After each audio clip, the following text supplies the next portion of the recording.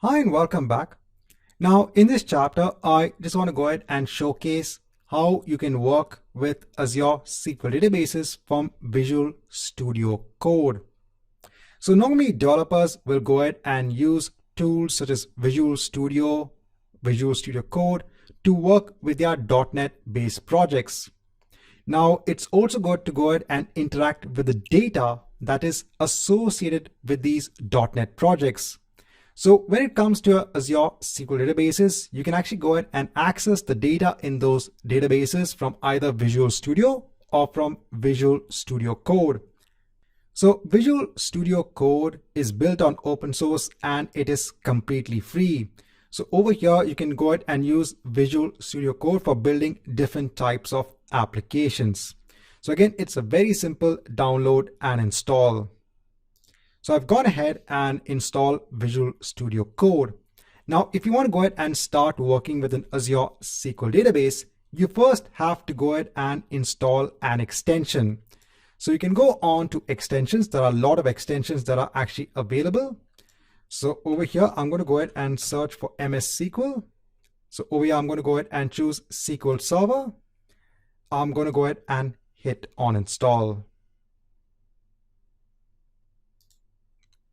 Now, once this is complete, once I have the extension in place, I'll just go ahead and open just a normal folder on my local system. So just opening a local folder on my system. So I don't have basically any files over here. Now let me go ahead and create a new file in this folder.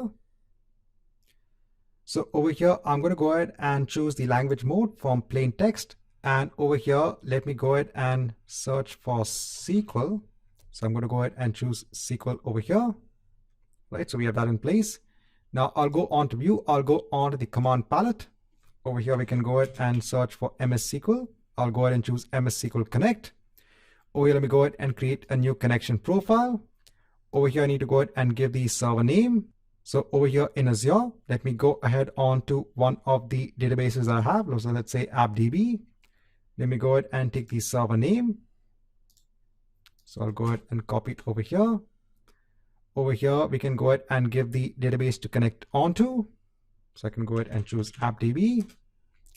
I'll do a SQL login. Over here, let me go ahead and give the username. I'll give the password.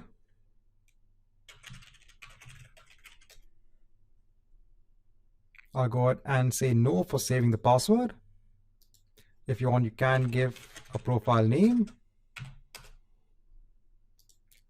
So once we are actually now connected, now over here, let me go ahead and use a query to select star from sales LT customer. So remember, this database has the AdventureWorks database or data in place.